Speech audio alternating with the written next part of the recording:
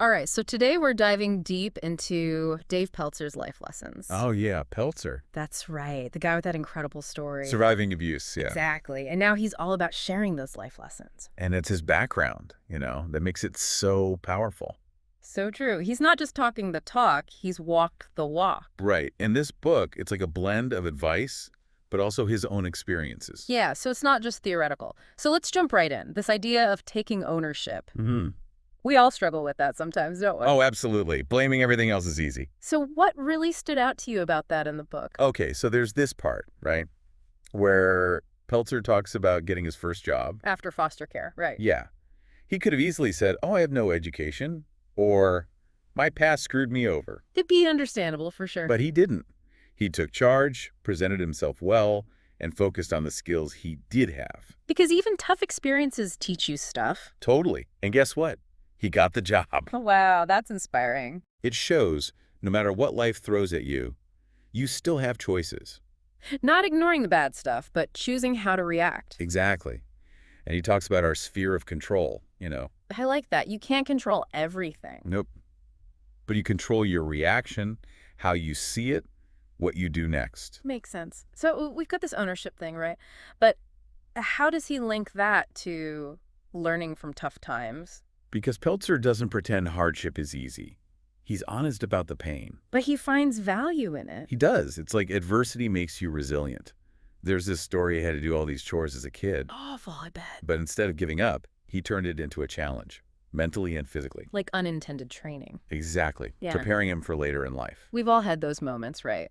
Looking back and realizing a tough time made us stronger. Absolutely. Like a work project that forced you to learn new skills or a personal setback. Yeah, those things can really change your priorities. And if you look at them the right way, they become steps forward. It's not just about looking on the bright side. It's deeper than that. Right. It's about realizing growth comes from those messy, uncomfortable spots. And that's where staying positive comes in, right? Yeah, Pelzer's all about choosing optimism, even when things are rough. I gotta admit, sometimes that just be positive stuff bugs me. It's easy to say, but hard to do. I get that.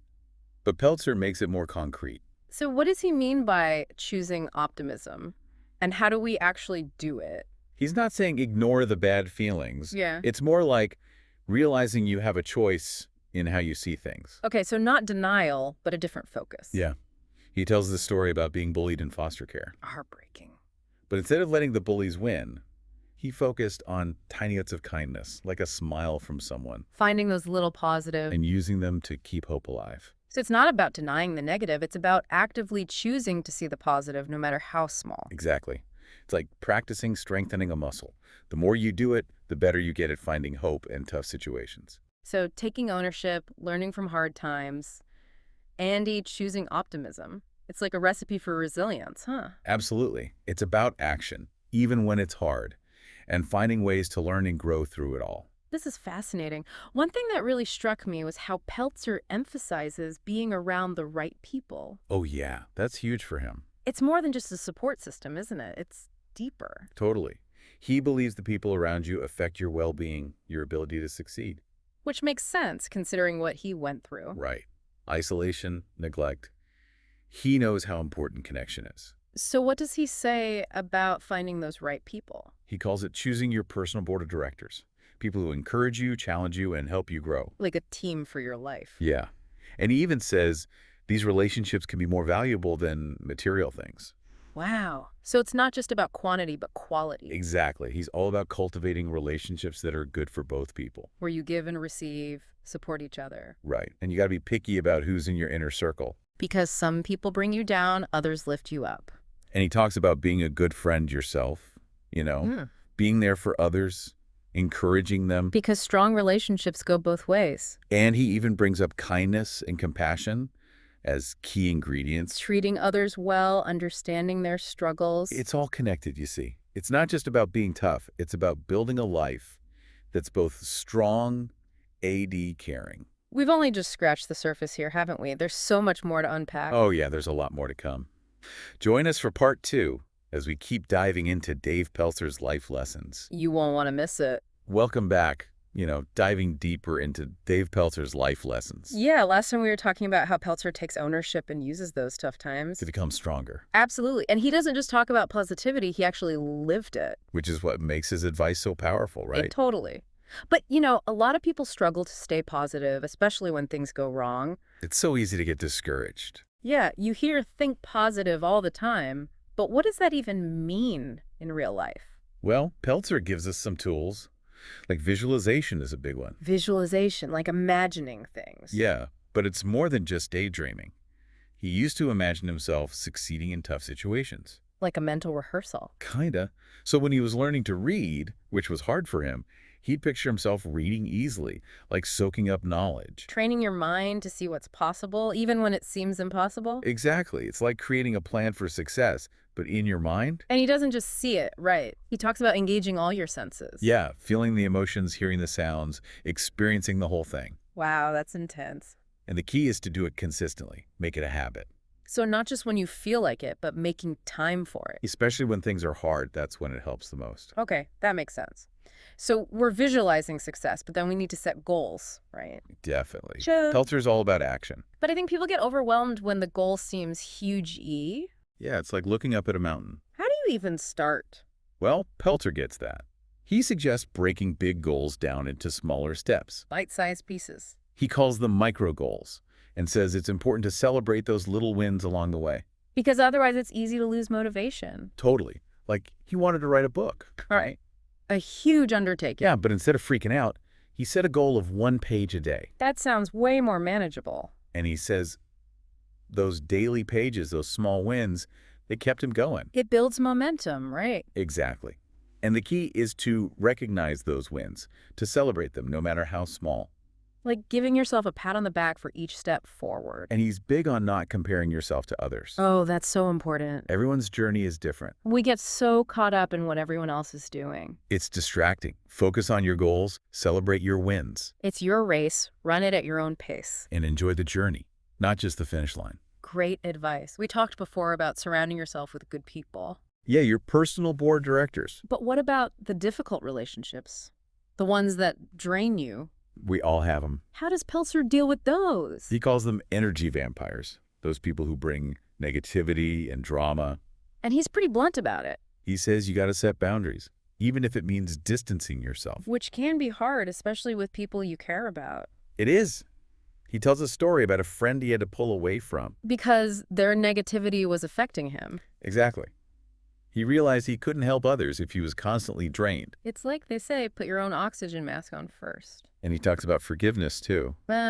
Forgiveness. Such a loaded word. But he emphasizes that holding on to anger hurts you more than anyone else. It eats away at you. He encourages forgiving others and forgiving yourself It's about letting go, moving on. and starting fresh.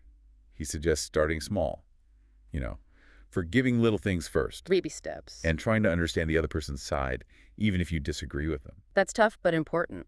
He even says forgiveness is a gift to yourself. Like freeing yourself from the past. Exactly. From visualization to goal setting, relationships to forgiveness, it's a whole approach to life, isn't it? It's pretty amazing. Join us for part 3 as we wrap up our deep dive into Dave Pelzer's life lessons and talk about what it all means for you. All right, final part of our deep dive into Dave Pelzer's life lessons. We've covered so much, taking ownership, dealing with hard times, all that. It's amazing how he ties it all together, right? Totally. It's like not just surviving, but actually theatriving. Yeah, that deep sense of like taking control of your life. And we talked a lot about Pelzer taking ownership, even when things were super tough. Right. But it's not about blaming yourself, is it? Exactly. That's a really important point. He's not saying it's your fault if bad stuff happens. It's more about realizing even in those situations, you still have choices. And those choices matter. They have consequences. He's got this powerful story about it. When he was a kid, facing abuse, he had a choice to make.